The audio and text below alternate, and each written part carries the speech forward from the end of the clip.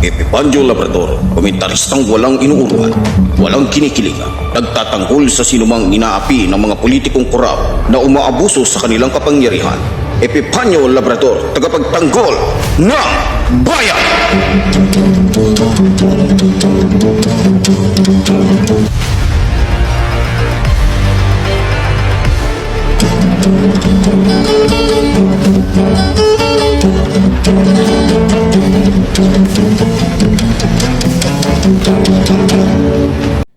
Okay, magandang gabi po sa inyong lahat, mga minamahal ko mga kababayan. Huli po, nandito po yung lingkod Epipandio Labrador dito po sa ating programang Reaction Mo, Birada Ko. Okay,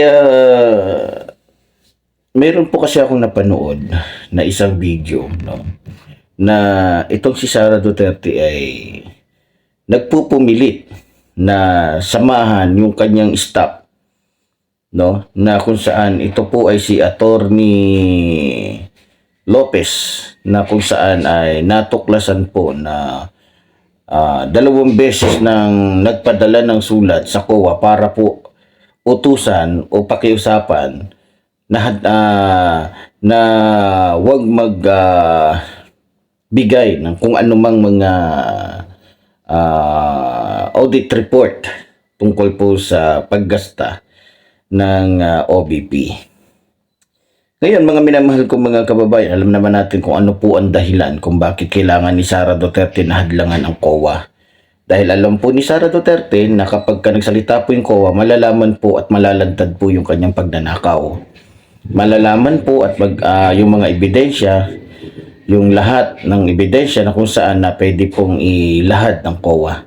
So, isa na po doon yung mga peking resibo na kung saan pinirmahan ng may lagda ng isang nagngangalang Mary Grace Piatos na hindi matukoy kung ito'y tao o ito'y gawa-gawa lamang, no? So, maliban po dyan, mga minamahal kong mga kababayan, sumentro po tayo dun sa usapin na gusto po ni Sara Duterte na samahan yung kanyang tao. Alam niyo, mga minamahal ko mga kababayan, ito nga po yung sinasabi ko sa inyo. Simula po na ang mga Duterte ay nakahawak po ng malaking kapangyarihan, magmula doon kay Rodrigo Roa Duterte, puro kaguluhan na lamang po ang nagaganap dito sa ating bansa, na kung saan naging laganap po yung mga malalaking issue, katulad po ng Pogo at iba pa. Isa na dyan yung EGK, isa na din po dyan yung mga katiwalian na ginawa ng mga tao ni Digongyo ng panahon niya, na kung saan ay tinabunan niya lahat ito. Nang sa ganun ay hindi po ito sumingaw, no? Isa na po dyan sa tinabunan niya yung kanyang mga tao, katulad po nung naging sa customs, diba? Yung tao niya sa customs, inilipat lang doon sa Bucor. So, yung tao niya doon sa PhilHealth, no? So, ayun, tungkol doon sa katiwalay ng PhilHealth, tinabunan din niya. So, maliban doon, nagkaroon din po ng malawakang korupsyon ng panahon po ni Rodrigo Roa Duterte, bagamat sinasabi niya nagalit siya sa korupsyon. Pero nung panahon niya, lumagan na po ang korupsyon. Taliwas po yung kanyang sinasabi sa nangyayari. Taliwas po yung kanyang mga binibitawang salita o statement sa kanyang mga sinasabi sa mga press con o sa mga interview sa kanya. Taliwas po yun. Isa na po dyan yung sinasabi niya galit siya sa droga. Pero halos lahat po ng mga drug lords ay pinakawalan niya, no? Halos lahat po ng drug lords ay pinakawalan niya, at syempre ang kaibigan niya o ang naging economic advisor niya ay kilalang drug lord, di ba? Isa na po yan, si Michael Yang, di ba, na ngayon ay nagtatago na dahil ba't siya magtatago kung, di ba?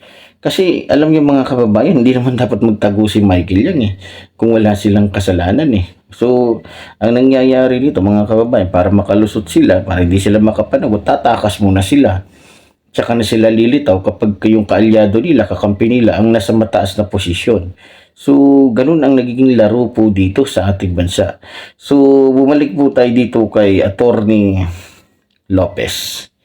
So, alam nyo sa nakikita ko, hindi kaya gusto ni Sara Duterte na samahan itong si Attorney Lopez doon sa kulungan. Baka natatakot itong si Sara Duterte na mapilitan itong si Attorney Lopez na magsalita.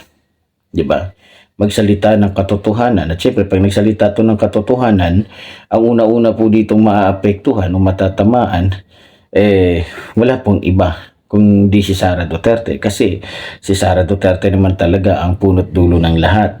Kung bakit sumulat itong si Attorney Lopez doon po sa COA na kung saan lumalabas na hinahadlangan ni Lopez yung kumbaga order o utos ng nasabing konstitusyon o ng Kamara. So dahil dito, alam naman natin kaya siya nakulong, di ba? Kaya siya nakulong dahil isa din to sa naging dahilan. So ngayon, iniisip siguro ni Sara na baka iniisip ni Attorney Lopez na iniwan na siya ni Sara, baka kumanta ito, no? So, kaya nagpapakitang gilas itong si Sara Duterte. Pero, tulad ng sinabi ko, kung talagang concern si Sara Duterte dito sa kay Attorney Lopez, magsabi siya ng totoo. Humarap siya sa Quadcom. Aminin niya. Aminin niya yung kanyang kasalanan. Sabihin niya ng totoo kung saan niya talaga dinala yung bilyon-bilyong pera na kung saan hinahanap po ngayon ng mga mambabatas. Kasi pag hindi po umamin itong si Sara, marami, hindi lang po si Lopez ang malalagay sa alanganin. Kaya nga tulad ng sinabi ko sa inyo, once na kay Sara ka kumampi, sa kapahamakan kanyang dadalhin. Hindi kanyang dadalhin sa kabutihan, puro kapahamakan lang ang gagawin ni Sara sa buhay ninyo. Diba? Kitang-kita naman sa pagmumukha ni Sara Duterte, kitang-kita sa kanyang mga galawan kung gaano kalaki o kasama ang itsura niya, pati yung kanyang panga. Ganun din kasama yung kanyang ugali. Ganun din kasama yung kanyang ginagawa sa pagnanakaw sa pera ng taong bayan. Mga minamahal kong mga kababayan. So, sa totoo lang mga minamahal kong mga kababayan, para sa akin, dito naman po kay Attorney Lopez, kung ako sa kanya, sabihin niya na yung totoo Kasi itong si Sara, alanganin na huto at 100%, isang daang porsyento na hindi na po ito mananalo kung tatakbo man ito ng pagkapangulo sapagkat sinusuka na po ng taong bayan itong si Sara Duterte dahil lantaran na nga yung kanyang pagnanakaw, lantaran na yung kanyang pagsisinungaling, lantaran na yung kanyang panloloko, lantaran na yung kanyang mga ginagawang hindi maganda. Kaya malabo na po kung inaasahan ninyo, kung inaakala ninyo, lalong-lalo na po yung mga DDS na mananalo pa si Sara Duterte, magpapaputol po ako ng daliri pag nanalo yan si Sara Duterte. Maliban na lang kung babayaran nila ang COMELEC, maliban na lang kung babayaran nila yung 'di ba? Smartmatic kung may Smartmatic pa. Pero iba na yata ang pumalit kayo, hindi na yata Smart Magic Ibang pangalan na pero parang same pa rin. Ganun pa rin yung pamamaraan. Computer pa rin yung kumbaga magkasing tulad pa rin ng pamamaraan. Na kung saan pinapasok lang yung papel o isang papel na kung saan malalaman agad kung sino-sinong tao doon yung binoto, no? So, para sa akin mga kababayan, kung talagang concern, talagang itong si Sara Duterte ay mayroong mabuting kalooban, malinis na kalooban, umamin siya, humarap siya, kasi sa kakaiwas ni Sara Duterte, ang napapahamak mga tao niya. Ang napapahamak dito yung mga walang kamalay-malay na kung saan sumunod lang sa utos niya. Pero, dahil abogado nga naman itong si Lopez, bagamat sabihin na natin na sinunod lang niya si Sara, pero bilang isang abogado, dapat maghari sa kanya yung pagiging abogado niya, hindi bilang isang tauhan ng isang vice president na ang iniisip ay sarili lamang. Para sa akin So, nakakalungkot lang isipin kasi napakaraming mga abogado ngayon na naturingang magaling sa batas, alam yung batas, pero nagiging aso na lamang po ng mga politiko, kagaya na lamang po ni Roque, ni Panelo, di ba? Na kung saan ginagamit na lamang po yung kanilang mga kaalaman sa batas para po depensahan yung kanilang mga amo, bagamat talagang lantaran na yung kamalian, yung kasamaan, dahil nga sa nababayaran, so nawawala na po sa kanilang alaala yung kanilang sinumpaan na mas dapat nilang tayuan yung kabutihan o ipaglaban ng katotohanan kaysa sa kasinungalingan. Pero dahil nga sa abogado sila at nakikita nilang dyan sila kumikita ng limpak-limpak na pera, kaya ayun. So, sa bagay, hindi na rin katakataka yan dahil hindi lang naman alam naman natin na hindi lang mga pulis o ibang mga ahensya ang nababayaran, no? So, kasama na dyan yung mga abogado, kung saan walang pinagkaiba dito kay Topacio, di ba? O, at sa iba pa. So, para sa akin, kung talagang gusto ni Sara Duterte na damayan, kung may concern siya sa sitwasyon ni Lopez, lumantad siya sa kamera, ipaliwanag niya, sagutin niya yung mga tanong ng mga taga-Quadcom kaysa naman ganoon dahil sa kanya may napapahamak, di ba? Hindi niya ba nakikita, mga kababayan, naniniguro si Sara na umiwas sa kamera. Ang pinapupunta niya yung mga tao niya na kung saan, di ba? Yun tuloy ang nalalagay sa alanganin. Ihanda naman palang makulong si Sara. Bakit hindi siya pumunta sa kamera at magsalita? Ha? Para may rason ang mga congressman na i-impeach siya. Di ba? I-impeach. Kasi gusto pala ni Sara samahan si sa kulungan eh. O baka naman o baka nagpapa-impress lang siya, o baka gusto lang niya magdrama kagaya ng tatay niya, kunyari hindi siya umiiwan sa kanyang mga tao, kunyari totoo siyang kaibigan. Alam naman natin si Sara Duterte, di ba? Siyempre, saan pa ba magmamana yan? So, like father, like daughter. So, ganun ang kasabihan, mga minamahal kong mga kababayan. Kanino bang binhi yan? Di ba? Kung ikaw ay galing sa buto ng demonyo, natural, pag namunga ka o tumubo ka, ang itsura mo ay demonyo. Kaya nga hindi nakatakataka, pati yung ugali, pati yung galawan ni Sara Duterte, mala demonyo. Kasi yung tatay, yung utak, demonyo, yung bunganga, demonyo, yung isip, demonyo, yung mata, demonyo. So lahat na demonyo. Kaya hindi nakatakataka na lahat ng sasama sa kanila, malalagay lang po sa kapahamakan. So, yun lamang po yung aking nakikita dito at yun lamang po yung aking masasabi tungkol dito, no? So, kung talagang malakas ang loob ni Sarang magpakulong, pumunta siya doon sa kamera, sabihin niya ng totoo na yung perang mga hinahanap ninyo sa akin ay binulsa ko. Para nang sa ganun, pwede na siyang kasuhan. Pwede na siyang kasuhan ng plunder. 'Di ba? Kaysa sa ganun. 'Di ba? Anong gusto niya? Kunyari, magpapapasok siya doon nang walang dahilan. Tanga ba ang Quadcom? 'Di ba? Hindi naman tanga ang Quadcom eh. Kung gusto mo talaga Sarang pumasok sa kulungan, umamin ka.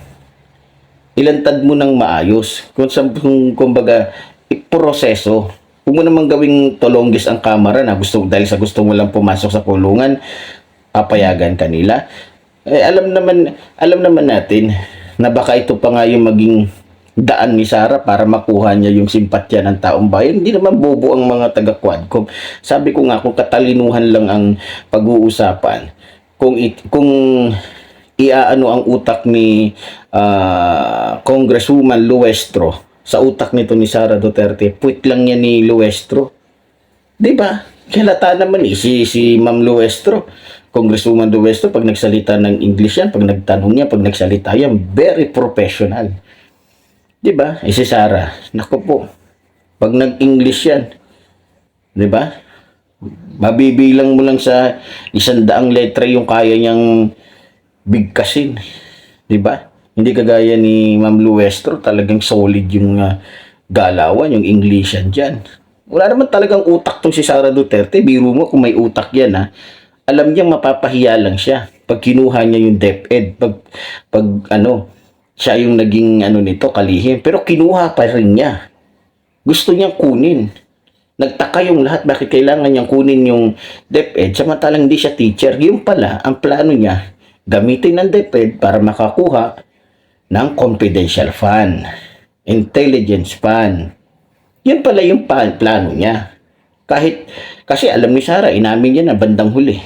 Wala akong experience. Siraulo ka pala eh. Kinukuha-kuha mo yung isang ahensya dahil gusto mong maging kalihim nito.